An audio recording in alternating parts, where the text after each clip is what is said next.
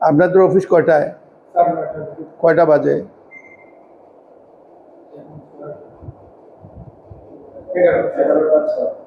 এটা কি সেলফ ছুটি ডিক্লেয়ার করছেন? নিজেরা ডিক্লেয়ার করছেন ছুটি? অফিসে আসে তো বুঝছি কে আইছে না আইছে। কেউ আসে না এই কথা ঠিক না, মানে যারা আসা উচিত তারা আসে না।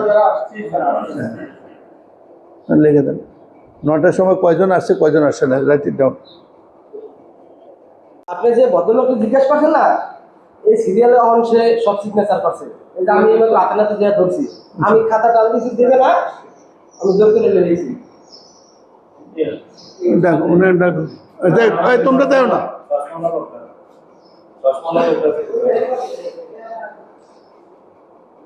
তুলো এটা যে একটা সরকারি অফিস না? তুমি কি ফুটবল খেলতে এসো? জাল করলো কেন?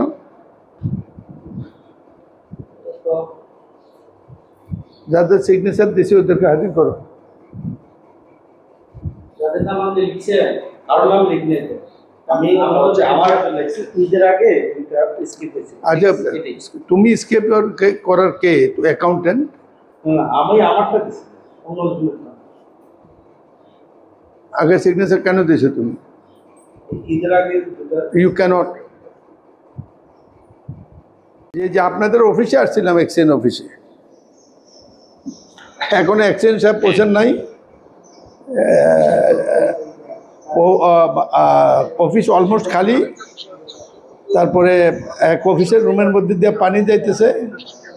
তারপরে হলো আপনার এক অ্যাকাউন্টেন্ট আছে, সে দূরে যে তার আগের গত সপ্তাহে বিশেষ সহকারী সিগনেচার দিয়ে পূর্ণ করতেছে। একটা মানে খারাপ অবস্থা দেখছি, এত খারাপ দেখিনি কোনো সময়। আরেকদিনও আপনাকে টেলিম করছিলাম আমি লোকাল গভর্নমেন্ট বলছি না, এটা কুমিল্লা অফিস। এটা কুমিল্লা অফিস, এটা কুমিল্লা হিসাবে আমি নিয়ে যাচ্ছি নোট। আমি একটা নোট দেব উপরে।